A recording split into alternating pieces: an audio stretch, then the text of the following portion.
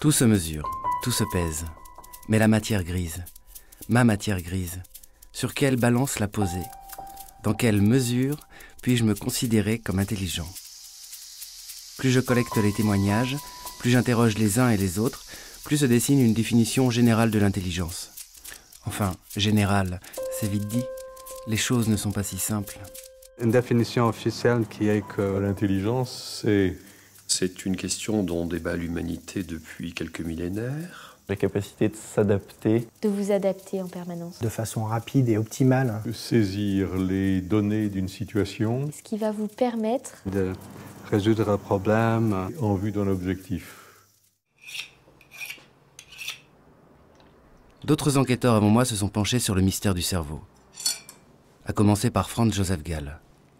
Autant mettre mes pas dans les siens, être d'intelligence avec lui. Dès le XVIIIe siècle, ce médecin cherche à localiser plusieurs fonctions du cerveau. Il cherche et il trouve.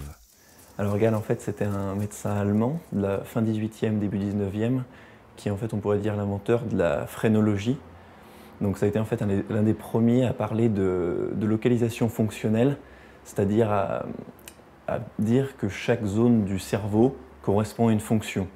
Et donc en fait, lui, sa théorie, c'était de dire qu'en observant les formes de la boîte crânienne, on pouvait déterminer si telle ou telle fonction était plus ou moins développée. Donc on peut citer par exemple la bosse des mathématiques, donc ça c'est des restes de la phrénologie qui sont encore d'expression courante. C'est la première manière dont on va, de manière un peu systématique, tenter de mesurer l'intelligence à partir de caractéristiques extérieures.